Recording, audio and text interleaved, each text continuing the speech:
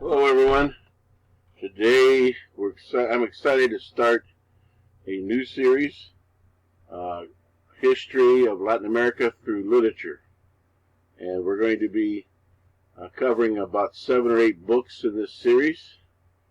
These are key books from in the 19th and the 20th centuries, novels, works of fiction that typify many of the core issues and themes in Latin America. And so we're going to begin today with Argentina. We'll begin with A and then proceed to B. And later on to C and B and M and a few others.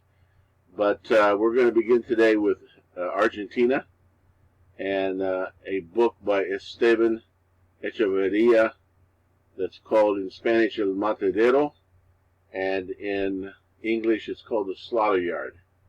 And so let me go ahead and jump into my notes here. I've got 2 computers and 2 mice, so if I get a little confused, bear with me here. So you see there on the screen that as it's being recorded over on the left side, I believe it is, the Slaughteryard by Esteban Echeverria. That's the English translation from the Spanish. And this is one of the classics of Argentine literature in the 19th century.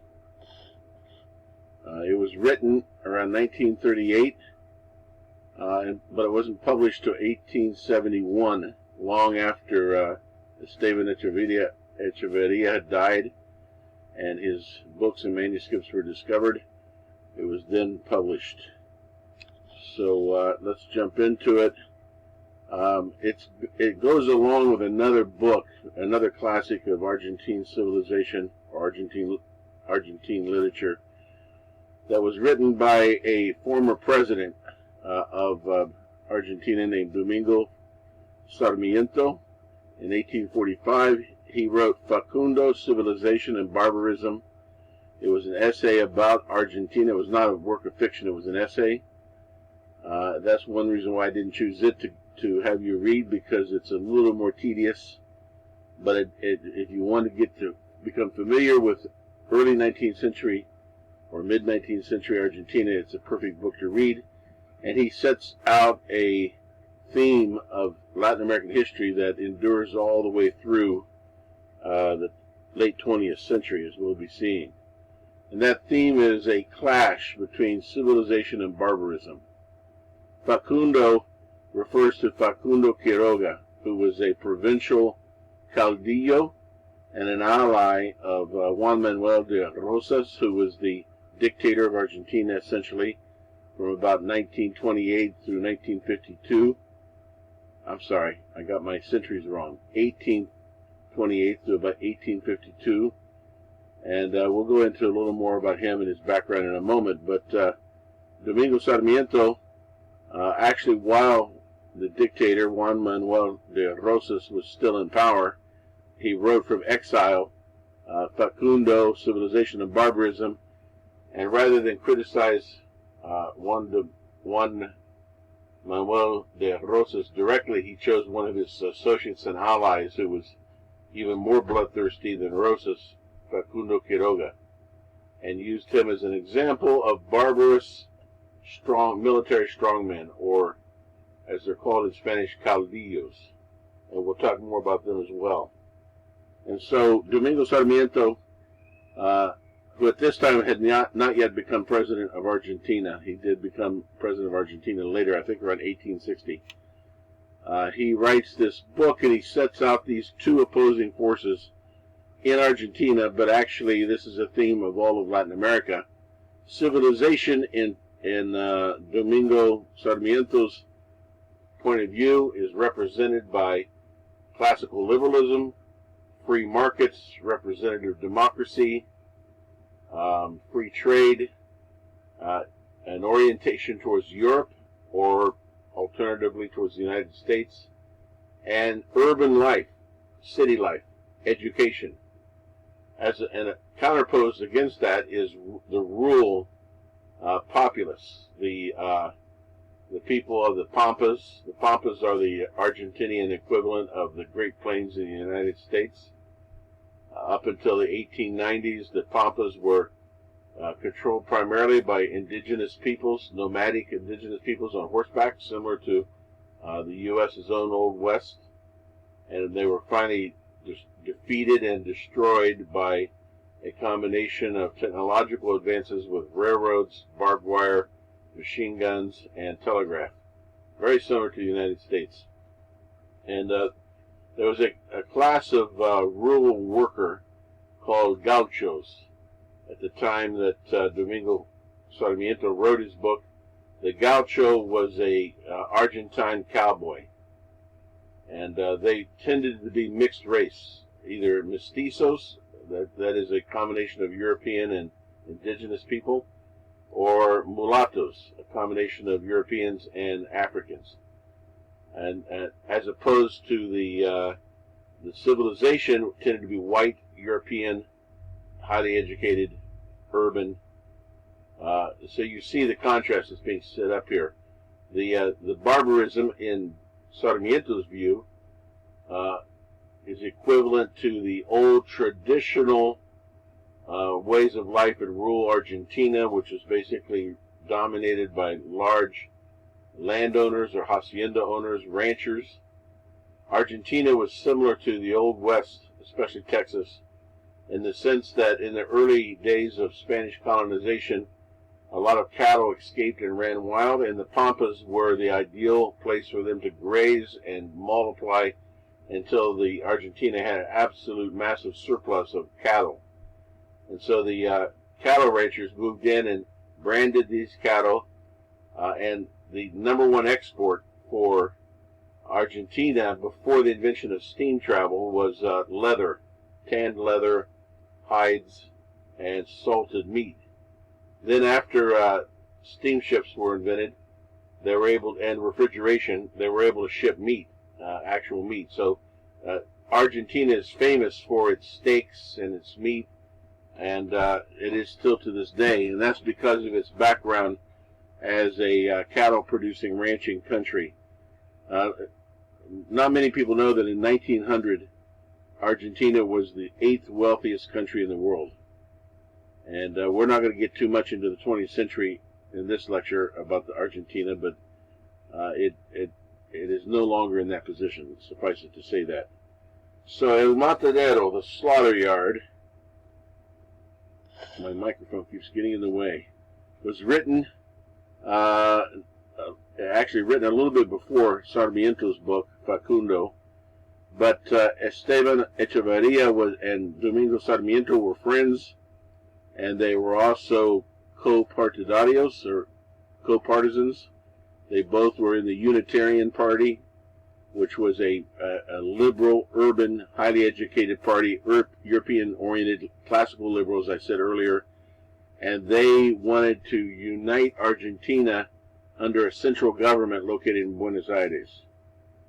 And their opposition was the Federalistas, the Federal Party, who wanted to keep Argentina decentralized, with each province being responsible for itself in a loose federation.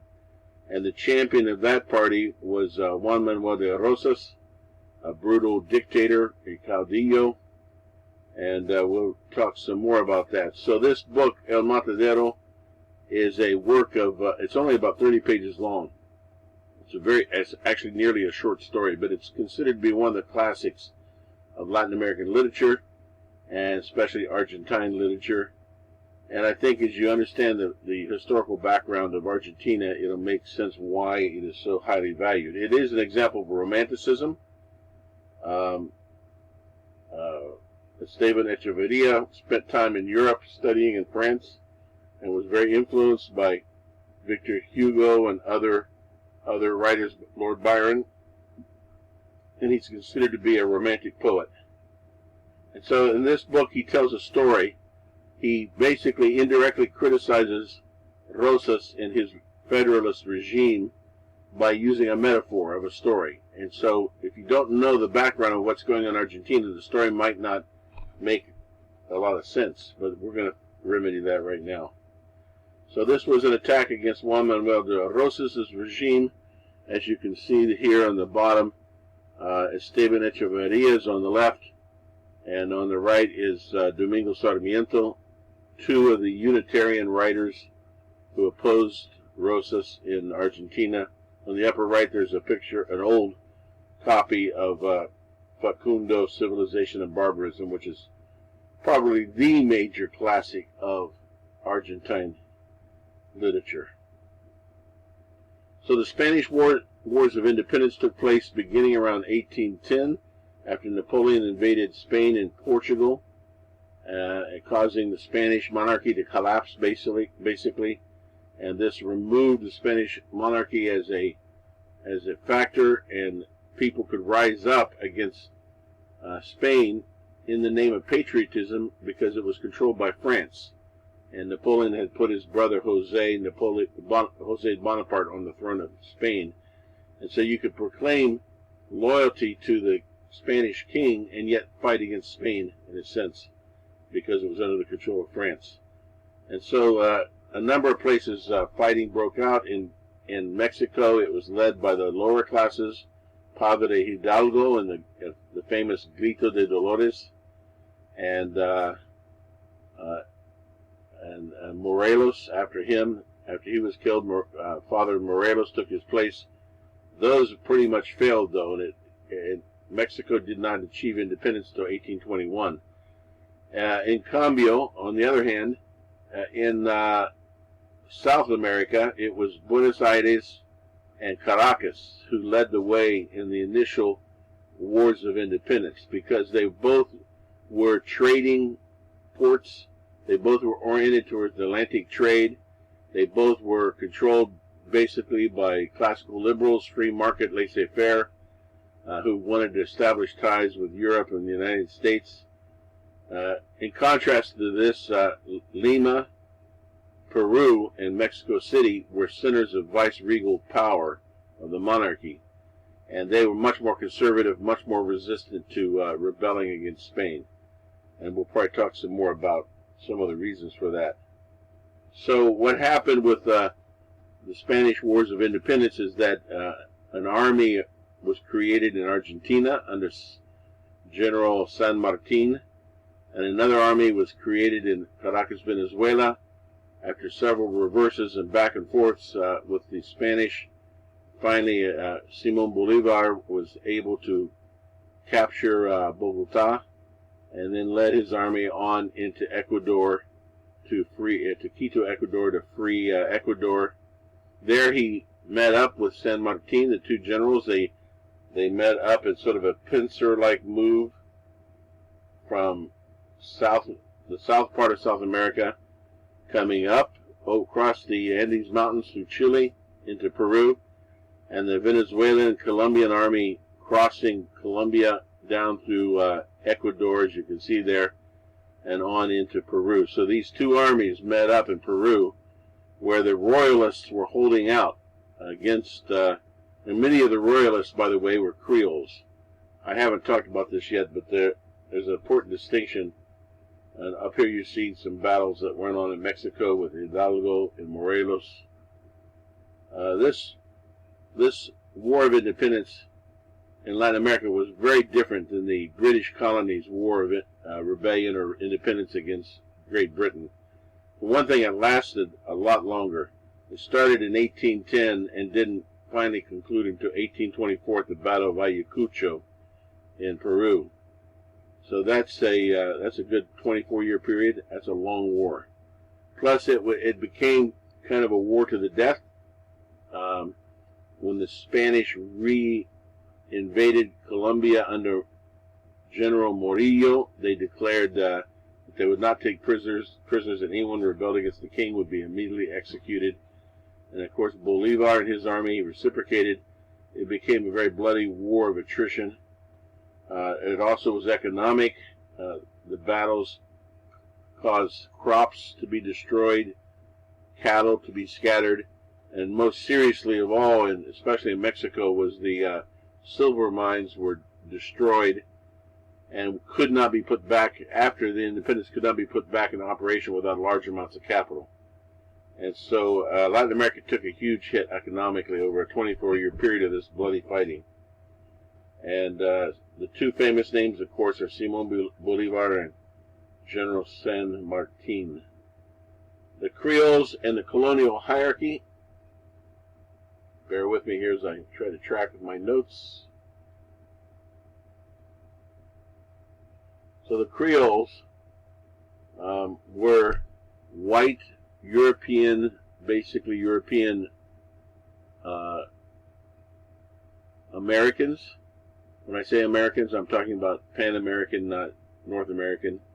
They were white European, the white Creoles, white Latin Americans. I'm going to use the term Latin American, although it's a bit complicated. We could say Spanish Americans. They were white Spanish Americans who were born to European parents, but they were born in the Americas, in the Western Hemisphere.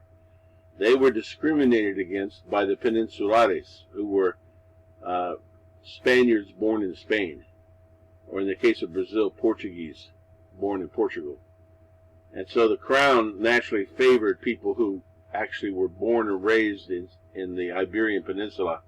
They trusted them more. And so the sons and grandsons and great-grandsons of the conquistadores found themselves very resentful and frustrated and pushed aside in the cream, the crop of the top picks of positions in the royal bureaucracy or in the church. And this was the major reason leading up to this Wars of Independence. They wanted to get rid of the Peninsulares and take power for themselves. Simon Bolivar was a Creole. General San Martin was a Creole.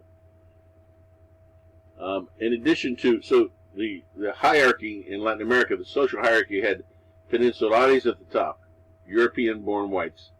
Creoles in second place. These were American-born white people of European descent. Then below them came mestizos and mulattoes. Mestizos were a mixture of Indians and Europeans. Mulattoes are a mixture of Africans and Europeans. And then below those two places came the indigenous peoples, purely indigenous. Today in Mexico, there are parts of Mexico where people don't speak Spanish. They speak Mixteco or Totonaco, and they're fully Indian still, centuries later. Then there's the African slaves. Some of them still slaves, some of them might be freed Africans or free slaves, but they were at the bottom of the rung. Let me show you an example here. This is a representation in the colonial period of 16 different categories of caste. In Spanish, they called them castas. So it was a caste system.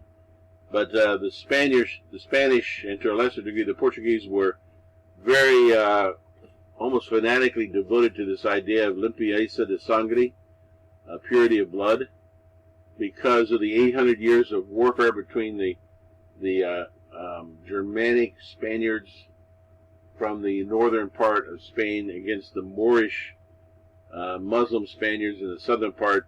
It had become a fixation that in order to be a true Spaniard, Catholic, Christian Spaniard, you had to have blood purity. And we'll probably talk more about that. But this was transferred into the New World, and it was extremely important for your social standing to be pure white.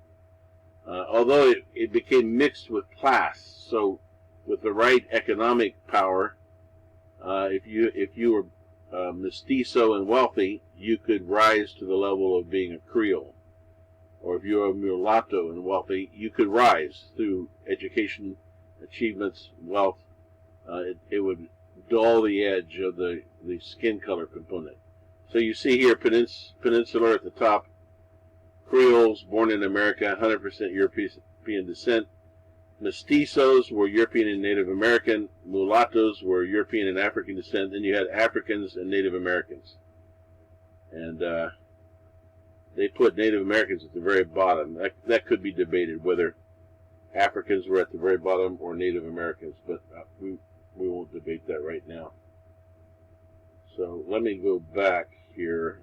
I think there's a little more to finish up. One of the problems, we're going to talk in about 3 or 4 weeks about the Haitian Revolution, but it was very brutal, very bloody. It was a race war. Race wars and religious wars are the two worst kinds of wars. They usually become totalizing, absolutist. It's a war to the death. And there was a Haitian Revolution in 1891, the first successful revolution of slaves in history. They fought off 3 empires in about 10 or 15 years. They fought off the French, then they fought off the Spanish, then they fought off the British, and I think at some point they fought off the French again. And pretty amazing what they accomplished. However, there were points early in the Haitian Revolution where they went around basically killing all whites. And to understand that, you have to understand the kind of treatment they endured as slaves. The brutality, the psychological degradation. But it was a war to the death. And so those French planters that could took some of their slaves and escaped to Cuba. And that's actually when the sugar industry in Cuba began to take off, because a lot of the sugar production from Haiti transferred to Cuba. And this is also why Cuba did not successfully fight for independence, make a serious fight for independence until 1868, and didn't succeed until 1898. A century after Venezuela and Buenos Aires, nearly a century after, Cuba finally freed itself from Spain, and then immediately fell into subservience to the United States. But the reason was that the Spanish and the Cubans in Cuba were terrified of what would happen if they turned against the King of Spain. What would their slaves do in Cuba? Would they end up having a race war in their hands? And this also was true in Peru.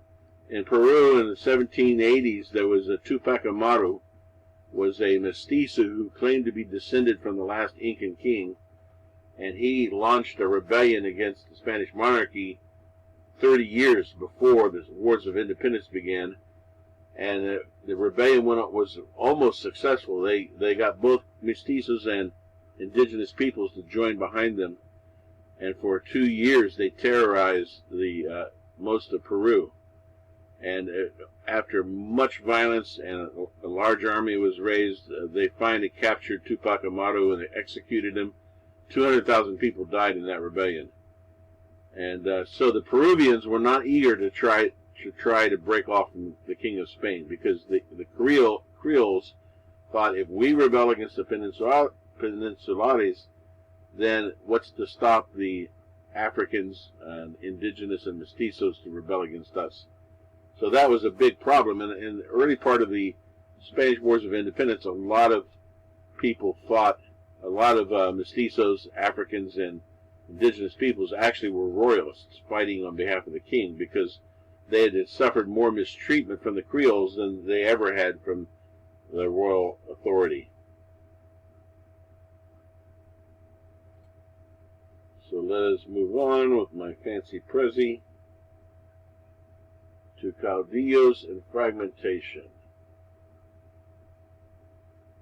So there was a big problem in Latin America after the Wars of Independence. The problem was a vacuum of authority. For 300 years, the Spanish colonial system had existed with very little military strength. It had existed with what could be called a hegemonic or hegemony factor. It existed because it seemed legitimate, and it convinced its people that it was legitimate. And you had the royal authority of the monarchy, and you had the ecclesiastical authority of the church. There was not much room anywhere in colonial Latin American society for democratic institutions to develop, or for people to practice the habits of democracy. And that's a whole other subject, but that kind of traces back to It kind of traces back to Alexis de Tocqueville in his essay on democracy in America. He observed that in Baptist and Methodist churches that spread all over the United States, that there was a lot of democratic habits being formed by running these voluntary associations and having trustees and voting for pastors, that people were learning the habits of democracy. That's a thesis. Some people disagree with it, but this was a problem in Latin America because suddenly you pull up by the roots the monarchy and its authority and its vice-regal centers and the whole royal bureaucracy. And of course the church was not happy about the rebellion against Spain. The church sided with Spain, the church meaning the Vatican and the Pope. There were some lower priests who were mestizos themselves or sympathetic who joined in the cause of independence. But for the most part, the higher levels of the ecclesiastical authority were Creoles or Peninsulares, and they sympathized with Spain. And so there was a breach between the Catholic Church, between Rome and the Vatican, and the people such as Simón Bolívar, those warriors on behalf of Spanish independence, the independence of Spanish republics. So, stepping into this vacuum, what you have are Caudillos. Caudillo is a Spanish term for a charismatic, popular military leader, strongman. And the Caudillos basically has filled up Latin American history from the very beginning all the way through the 20th century. In fact, as late as recent years in Venezuela, Hugo Chavez could be considered a Caudillo. And so these Caudillos stepped into the vacuum and ruled with tyranny and brutality in most cases. A couple of examples are Rafael Carrera, who was a mestizo in Guatemala, who was also very, very protective of the indigenous people. He himself had indigenous roots. By the way, sometimes conservatives in Latin America were more friendly to the indigenous peoples because the liberals held a classical liberal philosophy that elevated the idea of individualism and free market. And so they ended up pressuring the indigenous peoples to sell off their lands and be individual homeowners. Whereas the conservatives were more congenial to a communitarian philosophy of the indigenous people where they held lands in common. Dr. Jose Gaspar Rodriguez de Francia was a very sinister figure in Paraguay. Oddly enough, he was not a military person, but he was a doctor of theology. He basically closed Paraguay off to the outside world, and it actually worked. Paraguay actually flourished and prospered during that period by not getting involved in the global trade networks, but rather developing their own products and their own internal exchange system. That's kind of an argument in favor of dependency theory, by the way. Antonio López de Santa Anna, who was the president and dictator of Mexico 11 times in the 19th century. He was quite a scoundrel. He's famous for attacking the Alamo and defeating the Alamo. He also executed a number of prisoners at Goliath, and basically is blamed for the loss of Texas and eventually much of the Mexican Northwest. Then you have Juan Manuel Rosas, a wealthy landowner and rancher in Argentina, and the villain of our story. So you see here on the far left, you see Rafael Carrera, then Dr. Francia of Paraguay, then Santa Anna Lopez in the third picture, and then finally on the far right you see Juan Manuel de Rosas. So, the most quintessential Caudillo, who really kind of typifies the whole group, he arose to brutally dominate the political landscape of Argentina in the 1820s. There was an upheaval in Argentina. They were trying to develop republican institutions, but not very successfully. There was a conflict between the rural provincial Caudillos that ruled other parts of Argentina and the centralists who wanted to establish a centralized government in Buenos Aires and to modernize the country and liberalize, bring education. That was a intractable dispute, and so he arrived on the scene in the 1820s as a hero of the Federalists Party, and was backed by some of the wealthy landowners in the province of Buenos Aires. And so he was, by the age of 16, he was running, and he was the manager of his father's cattle breeding estate. And by 25, he was a wealthy, large landowner and cattle breeder. He grew up riding horses and lassoing steers with his gauchos. So he was a man's man. He was considered a man's man, and had won the loyalty of a lot of the popular class gauchos, who were mestizos and mulattoes, or Africans. And by 1820, he became a powerful Caudillo. He had his own small army, and they dressed in red, and that eventually became the color of the Federalists. They required everyone to wear a red ribbon to indicate their loyalty to Rosas. He ruled Argentina as a brutal tyrant until 1852. He had his own secret service, which was a terrorist organization that would break into homes at night of suspected people suspected of disloyalty to Rosas, kill them, cut their throat, cut off their head, put their head on a pike, in some public and prominent place, and leave their body lying in the street. They were called the Mazorca. And oddly enough, they were actually written or organized by his wife, Encarnacion Escurra. She was super loyal to Juan Manuel Rosas. She played an important political role. She founded the terrorist organization, the Mazorca, which is a Spanish play on words. It can mean corn. It can mean the corn cob, not the actual corn, but the corn cob. Because mas orca is two words, means more hangings. And I hate to say publicly what the corn cob symbolized, but they would often torture their victims with corn cobs, as you can only imagine. And I'll leave it there. La Mazorca. If I get a chance, I'm going to show you a film called Camila. It's an Argentine film set during this same time period. It's a true story based on an actual person called Camila O'Gorman, who was a close friend of Juan Manuel de Rosas' daughter, who ran off with a priest and got pregnant and was executed by firing squad with her husband, with the baby at 8 months in her belly.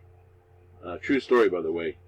And but there's some scenes in that film that clearly typify the brutality of the Mazorca, the insistence on wearing the red ribbon as a physical symbol of loyalty to Rosas, and it provides a great illustration of this whole period. Esteban Echeverria was a friend and ally of Domingo Sarmiento. He was born in 1805 to a well-to-do Buenos Aires family. He was the second of 9 children. He grew up in the neighborhood where that Slaughteryard is located. So when he's describing the Slaughteryard, he walked past there in his childhood. And so that's where he chose to situate this story in his book, was based on his own neighborhood in Buenos Aires. His parents died when he was still a teenager. I don't see the notes in here. I must have deleted them. But I think his mother died at age 13. His father died at age 16. It was a well-to-do family, so he was taken care of. At the age of 20, he decided to go to Europe to seek an education. He ended up spending time in France in 1825. He studied Victor Hugo, he studied Lord Byron, he studied a lot of philosophy and literature, and got educated, and then returned to Argentina in 1830, 7 months after Rosas took power as the dictator of Argentina. And he began publishing poetry and political essays, which got him in trouble, because he was not a fan of the Rosas regime. So after 10 years, he had to flee for his life in 1840. because some things an essay he published basically was critical of Rosas, and the Mazorca was going to track him down and kill him. So he crossed the Rio de la Plata, the River Plate, into Uruguay and resettled in Montevideo, where he continued writing. He wrote the book that we're going to read in 1838, just 2 years before he had to flee, and it's clearly a polemic against Juan Manuel Rosas and his regime. The people who attack the young man in the story are Rosistas, or Federalistas, in Echeverria's imagining. And the young man, noble, upstanding, well-dressed, brave, manly, he is a Unitarian. So obviously, Echeverria has his biases. As you read the book, you also know he was fairly racist, which is not unusual for that time. Almost everyone was racist in the 19th century. So as we're reading books and studying history, we have to place it in its context, although you might find it somewhat offensive, parts of it. So he finally Rosas was defeated and brought down in 1852, but sadly Echeverria died just 7 months before Rosas was defeated, so he didn't get to live to see the defeat of his arch enemy. That's a sad ending for his story.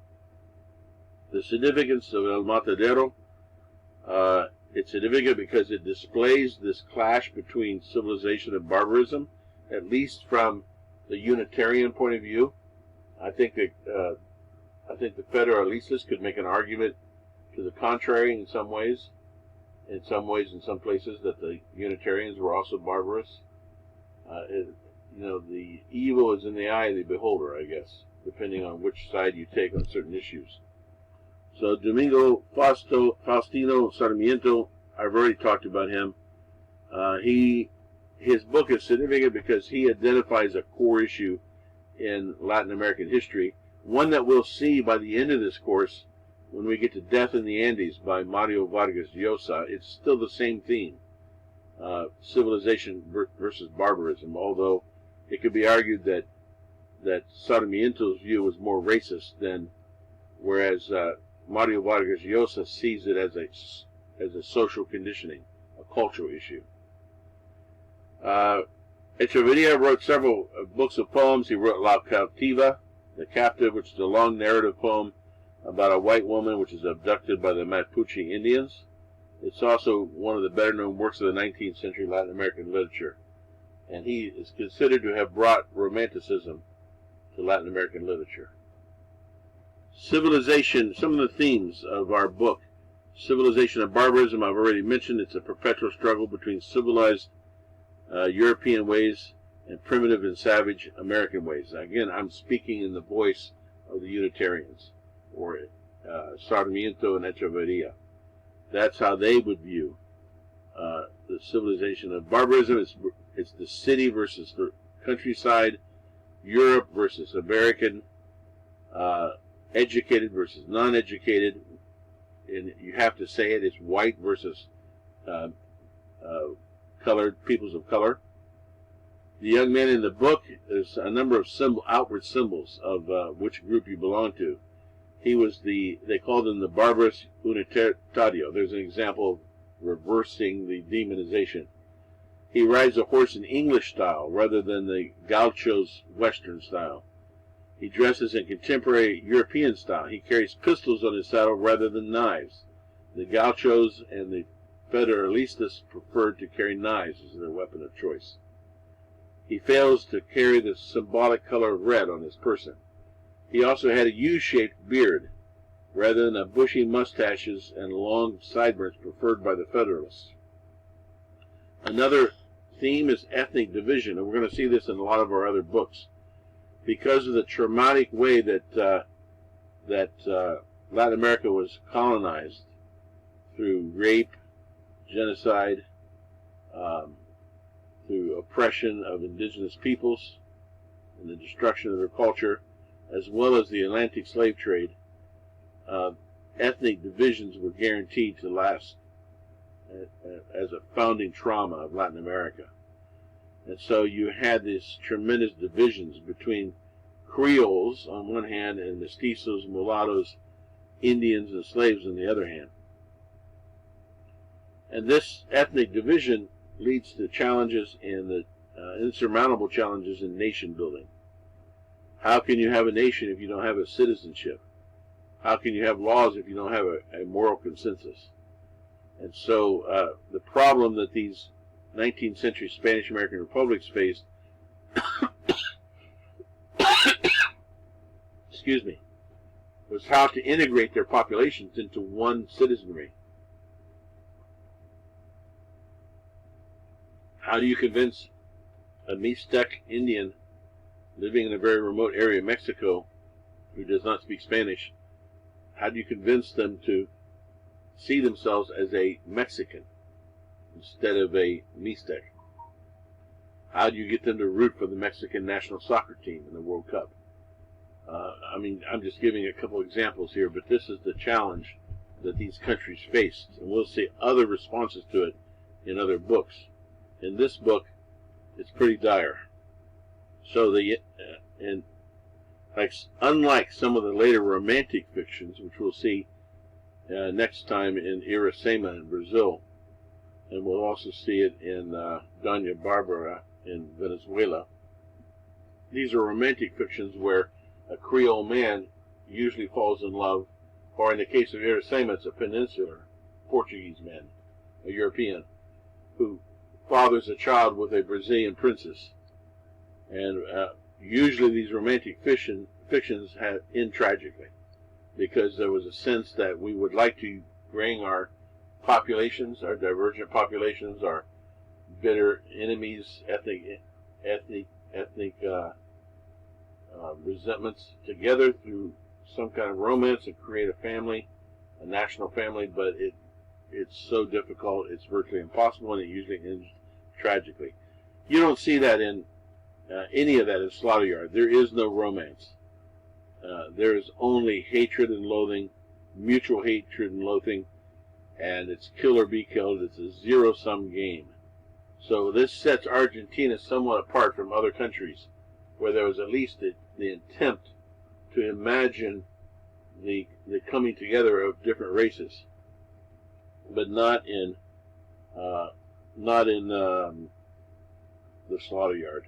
And this is going to set the tone, actually, for Argentine history right up through the dirty war of the 1970s, when you have the slaughter of 30,000 civilians who were suspected of being communist sympathizers or leftists because they were university students or they were union activists or young mothers.